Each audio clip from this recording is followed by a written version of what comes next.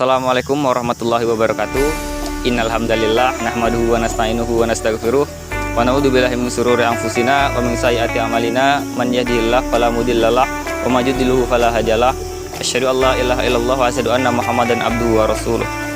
Pertama-tama marilah kita panjatkan rasa puja dan puji syukur kita atas kehadirat Allah Subhanahu wa taala, yang mana pada kesempatan siang hari ini kita masih diberikan kesempatan untuk mengerjakan tugas di SBD yang insya Allah berkah ini. Kedua kalinya, salawat serta salam tak lupa kita curahkan kepada junjungan kita, Habibana wa Nabiyana wa Rasulana wa Maulana Muhammad Sallallahu Alaihi Wasallam, yang insya Allah kita nantikan syafaatnya di yaumul kiamat kelak. Amin. Kami dari kelompok 9 akan menjelaskan tentang stratifikasi sosial dan kesetaraan derajat. Oke, langsung saja materi pertama. Di sini saya akan menjelaskan tentang stratifikasi sosial. Stratifikasi sosial ialah istilah yang digunakan untuk menggambarkan adanya pembagian atau tingkatan dalam masyarakat berdasarkan perbedaan sosial, seperti status sosial, kekayaan, kekuasaan, pendidikan, dan lain sebagainya. Dalam masyarakat yang stratifikasi sosialnya kuat, individu-individu ditempatkan pada tingkatan yang berbeda dan memiliki akses yang berbeda pula terhadap sumber daya dan kesempatan. Contoh stratifikasi sosial yang umum ditemui adalah kelas sosial, di mana masyarakat terbagi menjadi kelas atas, kelas menengah, dan kelas bawah berdasarkan faktor-faktor ekonomi seperti kekayaan dan pekerjaan. Selain itu, ada juga stratifikasi berdasarkan status sosial seperti diatur oleh sistem kasta di India, di mana individu ditempatkan dalam kelompok-kelompok yang ditentukan mendapatkan hak-hak dan kewajiban yang berbeda. Dalam stratifikasi sosial, tingkatan-tingkatan ini cenderung memiliki dampak pada kehidupan individu dan kelompok dalam hal peluang ekonomi, pendidikan, akses ke layanan kesehatan, dan kekuasaan politik. Namun, sistem stratifikasi sosial dapat bervariasi dari satu masyarakat ke masyarakat yang lainnya. Sekian, terima kasih. Di sini saya akan menjelaskan materi nomor 2, yaitu menjelaskan pengertian kesamaan derajat. Kesamaan derajat atau equality of opportunity dalam konteks sosial merujuk pada ide bahwa setiap individu harus memiliki kesempatan yang sama untuk mencapai kesuksesan dan meraih keberhasilan, terlepas dari latar belakang sosial, ekonomi, agama, ras, atau jenis. Kesamaan derajat melibatkan penghapusan diskriminasi dan perlakuan tidak adil. Ini menegaskan bahwa setiap individu harus memiliki kesempatan yang untuk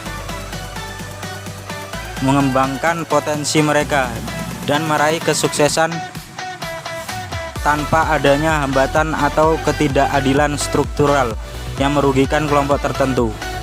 Namun, pentingnya juga untuk diingat bahwa kesamaan derajat bisa berbeda dari kesamaan hasil atau equality of outcome yang mengacu pada usaha mencapai hasil atau pemerataan distribusi kekayaan yang sama di antara semua anggota masyarakat tanpa memedulikan perbedaan dalam upaya dan kontribusi individu. Sekian, terima kasih. Assalamualaikum warahmatullahi wabarakatuh. Saya akan menjelaskan tentang materi saya yang saya akan bawakan dengan judul bagaimana dinamika lapisan sosial. Di Indonesia terdapat dinamika lapisan sosial atau stratifikasi sosial yang terjadi faktor penting dalam konteks kesamaan derajat. Stratifikasi sosial merujuk pada pembagian sosial merujuk pada pembagian masyarakat ke dalam kelompok-kelompoknya berdasarkan faktor-faktornya seperti pendapatan, pendidikan, pekerjaan, dan status sosial. Secara historis, Indonesia telah mengalami pelapisan sosial yang cukup tajam. Terdapat kesenjangan ekonomi yang signifikasi antara kelompok-kelompok masyarakat. Akibat dari faktor seperti akses terbatas terhadap pendidikan, kesempatan kerja yang tidak merata, dan ketimbangan distribusi kekayaan. Namun, dalam beberapa dekade terakhir pemerintah dan berbagai lembaga sosial di Indonesia telah berupaya untuk mengurangi kesenjangan sosial dan mendorong kesamaan derajat. Upaya tersebut melibatkan program-program seperti masyarakat yang lebih rentan, peningkatan akses terhadap pendidikan yang bertujuan untuk meningkatkan mobilitas sosial. Meskipun demikian, tantangan besar masih ada dalam pencapaian kesamaan derajat yang lebih merata di Indonesia. Masih terdapat kesenjangan antara wilayah perkotaan dan perdesaan, serta antara kelompok sosial berbeda.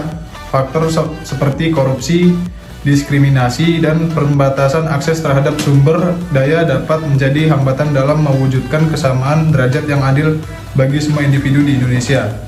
Dalam upaya mencapai kesamaan derajat di Indonesia, penting bagi pemerintah, masyarakat, dan semua pemangku kepentingan untuk bekerja sama dalam mengatasi hambatan-hambatan tersebut, memperbaiki sistem pendidikan dan peluang kerja, serta memastikan bahwa hak dan kebebasan semua individu dihormati dan diperlukan secara adil.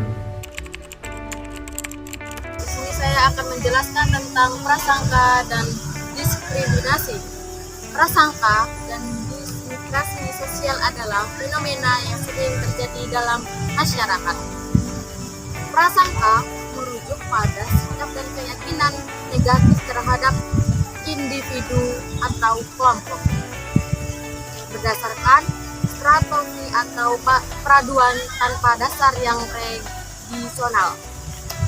Diskriminasi sosial di sisi lain adalah tindakan atau perlakuan yang tidak adil terhadap seseorang berdasarkan karakteristik tertentu seperti agama, ras, jenis kelamin, orientasi seksual, atau disabilitas.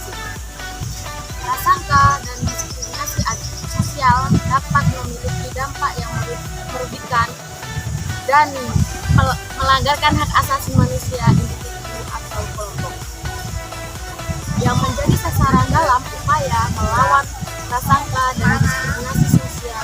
Penting untuk mempromosikan pemahaman yang lebih baik, menghargai keragaman, dan mengedukasi masyarakat untuk memahami hak setiap individu tanpa memandang perbedaan yang dimiliki.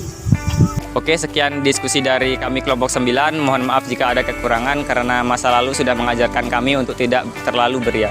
Terima kasih. Saya selaku moderator mengucapkan banyak minta maaf jika ada kesalahan karena lelaki tempatnya salah, yang kalau tidak ada salah itu wanita.